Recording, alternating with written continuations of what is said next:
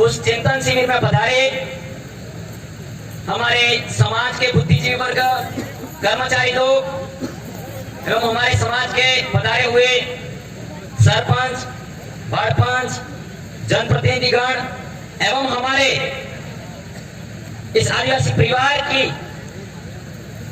जो इस सुरक्षा देने के लिए जो पुलिस प्रशासन आया है, जो पुलिस प्रशासन की महिला अधिकारी भी आई है और पुलिस प्रशासन में जो भाई भी आए हैं और जो गुजरात से भी टीम आई है, जो पूरे प्रदेश टेरिटरी से आज इस बागपुरा पावन धरा पर आप आए हैं, आप सभी का मैं हमारे क्रांतिवीर जगदीश दादा की धरती से मैं आप सभी को सेवा जोहार करता हूं। साथियों,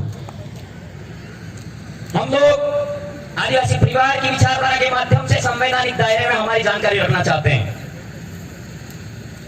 हमारे संविधान में उद्देशिका में यहां साफ साफ तौर पर बताया गया है कि हम भारत के लोग भारत को संपूर्ण प्रभुत्व संपन्न समाजवादी पंथ निरपेक्ष लोकतंत्रात्मक गणराज्य बनाने के लिए तथा उसके समस्त नागरिकों को सामाजिक, आर्थिक, राजनीतिक, न्याय, विचार, विश्वास एवं समस्त धर्मों को उपासना की स्वतंत्रता देते हैं एवं हमारे समाज को सही जानकारी देने का प्रयास कर रहे हैं इस उद्देशिका के माध्यम से।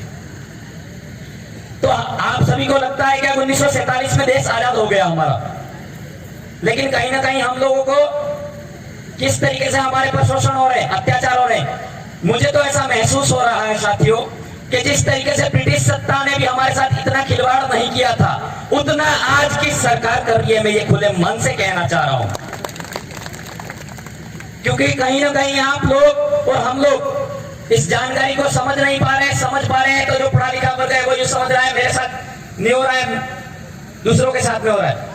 हमारे राजस्थान वाला भाई चाहता है कि मध्य प्रदेश में हो रहा है, मध्य प्रदेश वाला भाई चाह रहा है गुजरात में हो रहा है, गुजरात वाला भाई सोचता है छत्तीसगढ़ में हो रहा है।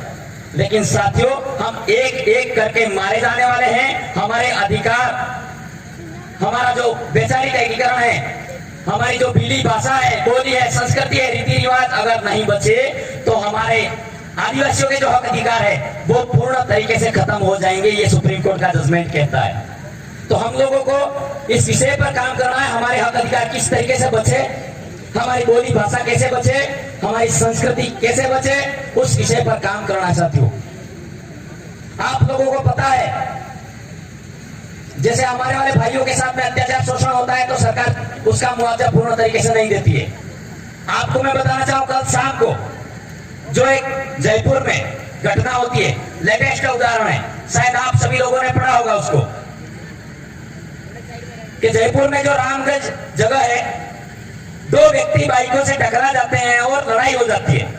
एक सरिये की राड मार देता है सिर पर, तो वो झगड़ा हो जाता है और मुस्लिम कम्युनिटी से वो व्यक्ति होता है।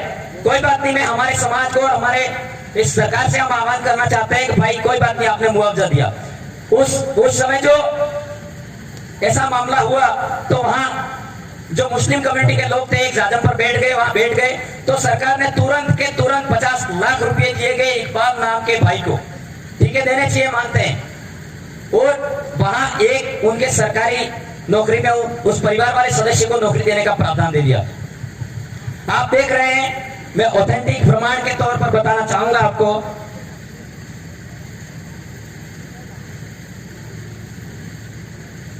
कि हमारा जो कार्तिक बिल है 10/12/2022 को 10 महीने हो गए आज, उसका परिवार और हमारे यहाँ के जनप्रतिनिधि एमएलए भी सपोर्ट कर रहे हैं, मतलब मांग कर रहे हैं उस कार्य को लेकर, उसकी मांग को लेकर के हमारे इस कार्तिक भाई के परिवार को एक 50 लाख रुपए दिए जाए, लेकिन सरकार नहीं मान रही है। जयपुर में कोई आदमी मर जाता है तुरंत उसको 50 लाख रुपए दिए जाते हैं। आप सभी लोगों से मेरा आह्वान है, अनुरोध है, क्या हमारे साथ किस तरीके से न्याय हो रहा है, ये बात सोचने समझने की जरूरत है साथियों।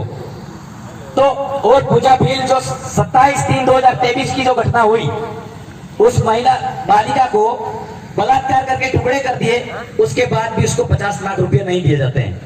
अभी हमारे उदयपुर में जो जोगी तालाब की घटना है, हम हमारे संविधान हमें अंधविश्वास और पाखंडवाद के खिलाफ खुली स्वतंत्रता सोच से हमारे समाज में सही जानकारी देने के लिए अधिकार देता है। तो मैं इस मंच के माध्यम से ये बात बताना चाहता हूं कि जो हमारे जोगी तालाब में घटना हुई, हमारे बीच में आदिवासी परिवार की विचारधारा की भट्टी से निकले हुए भाई अमित भाई खराड़ी जो उदयपुर में उस घटना के मौके पर पहुंचते हैं, फिर बात करते हैं, शासन प्रशासन से बात करते हैं, और वहां के कोई एमएलए आते हैं, वो बात करते हैं कि हम तो अंदर जाते हैं, कोई अधिसूचना पास होती है, हमें पता ही नहीं लगता, बाहर आते हैं तब स्टेटमेंट और अधिसूचना जारी होती है। तब उस समय हमारे वाले अमित भाई ने वो संघर्ष किया और लड़कियों को 5-5 लाख रुपए का मुआवजा दिया गया, ऐसा सुनने में आया। लेकिन क्या हम सब लोग उस मांग को लेकर रखते तो 50 लाख रुपए मिलते कि नहीं मिलते? साथियों, आप मेरे नारी शक्तियों से मेरा अनुरोध है, हमारे आदिवासी परिवार के जो कांति भाई है, पवर दादा है, बबीता दीदी है, माया दीदी है, अमित भाई खराड़ी है, जगदीश दादा है, लोकेश भाई पलात है, रमेश जी सागिया, किसी का नाम रह गया और माफी चाहता हूँ, मांगीलाल जी है, ये सभी लोग दिन रात मिलकर इस कार्य को आगे बढ़ा रहे हैं।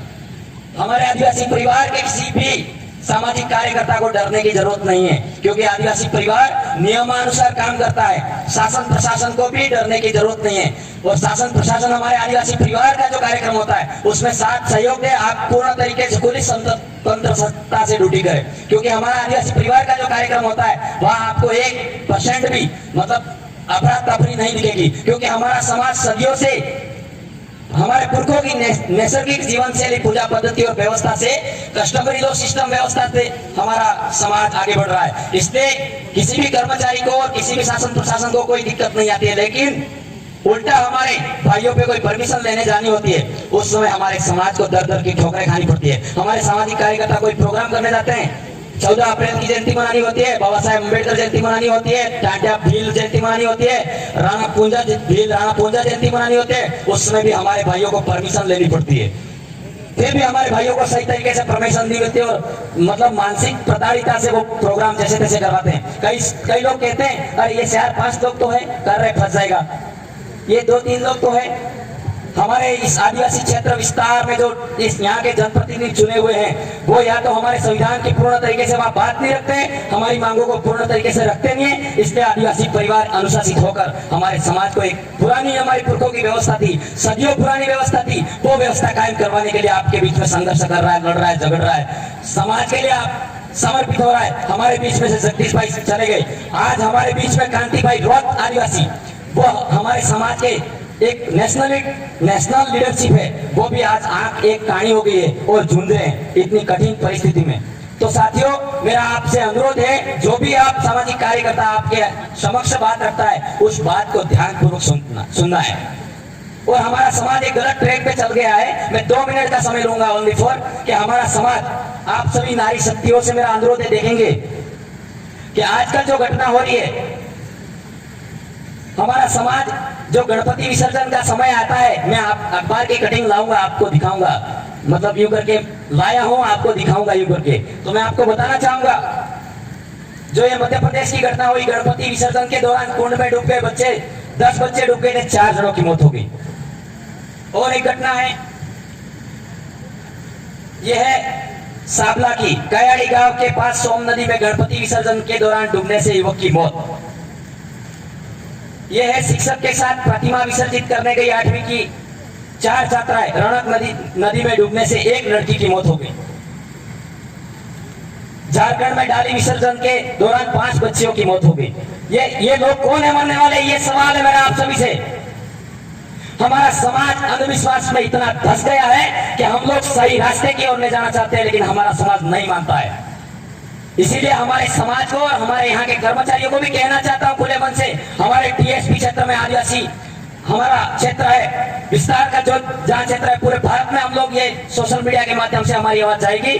हमारे विद्यालय में और किसी भी विभाग में ऐसे जो अंधविश्वास के कार्यक्रम हैं, मैं तो ये कहना चाह रहा हूँ कि सरकार से, शासन प्रशासन से एक साथ में अधिसूचना जारी करें। जो अंधविश्वास के कार्यक्रम होते हैं उनको पूर्ण तरीके से अधिसूचना के साथ में बंद किया जाए, ये कहना चाहता हूं मैं। तो साथियों, हमें हमारे समाज में शिक्षा के क्षेत्र में उन्नति करनी है। हमारे समाज को वैज्ञानिक दृष्टिकोण की सोच विकसित करनी है, हमारे समाज को तार्किक दृष्टिकोण की सोच विकसित करनी है, हमारे समाज में पूर्ण तरीके से जो नशा विहीन एरिया बना के हमको आगे बढ़ना है। और हमारे जो भारत के मुख्य न्यायाधीश थे 38वें, उन्होंने भी साफ साफ तौर पर बता दिया गया है कि आप लोगों को अगर भगवान ढूंढने हैं, S.H. कापड़िया, उस मुख्य न्यायाधीश का नाम है S.H. कापड़िया। 2011 में 2012 तक रहे थे वो, रिटायरमेंट हो गए 2012 में। उन्होंने साफ साफ एक वक्तव्य दिया था और लेख लिखा था कि अगर आदिवासियों को या पूरे भारत क्षेत्र में इन लोगों को अगर भगवान ढूंढते हैं तो वो भगवान संविधान में मिलेंगे, कहीं और भटकने की जरूरत नहीं है, ये कापड़िया ने कहा था। लेकिन खुले मन से कहना चाहता हूं साथियों, अगर आप लोग ये सभी जानकारी मैंने जो कुछ बताई, मैं आशा करता हूं आप लोग बिल्कुल अमल में लाएंगे, अमल में लाकर ये सगे संबंधी परिवार में ये जानकारी पहुंचाने का प्रयास करेंगे। तभी हमारे जो विचार है, जो जगदीश भाई पांडव दादा शहीद हो गए, उनके विचार आगे पहुंच पाएंगे, भंवर दादा के विचार आगे पहुंच पाएंगे, बबीता दीदी के विचार आगे पहुंच पाएंगे। हमारे भी प्रदेश टेरिटरी में जो भी सामाजिक कार्यकर्ता तन मन से इस कार्य में लगे हुए हैं, तो ये विचार आप आगे पहुंचाओगे तो ही पूरा होगा, नहीं तो आप यहाँ सुनकर चले जाओगे, घर पे जाके सो जाओगे। नहीं तो हमारा 1913 में जो मानगढ़ में सपना लिखा था वो पूरा नहीं होगा साथियों। आप लोगों को कंधे से कंधा मिलाकर साथ देना है। साथ नहीं दे सकते हो तो लिखकर साथ दो, लिखकर साथ नहीं देते हो तो बोलकर साथ दो, बोलकर साथ नहीं दे सकते हो तो आर्थिक सहयोग दो, आर्थिक सहयोग नहीं दे सकते हो तो साथियों शारीरिक सहयोग दो। लेकिन इस बिल प्रदेश के कार्य में, आदिवासी परिवार के कार्य में कंधे से कंधा मिलाकर आप जुड़ जाइए और हमारा एक बिल प्रदेश सुनहरे अक्षरों में लिखा हुआ और हमारे बिल प्रदेश का सपना जो 1913 में देखा होगा तब पूरा होगा साथियों। मैं एक लाइन कहना चाहूंगा अंतिम में, माफी चाहूंगा मैंने समय ज्यादा ले लिया है, लेकिन जो पसीने से नहाता है, जो पसीने से नहाता है वो लिबास बदलता है, जो पसीने से नहाता है वो लिबास बदलता है। जो आदमी आदिवासी परिवार की विचारधारा पर चलता है वो इतिहास बदलता है, जो आदमी आदिवासी परिवार की विचारधारा पर चलता है वो इतिहास बदलता है। धन्यवाद, जय जोहार, जय आदिवासी, आप सबकी जय, सेवा जोहार।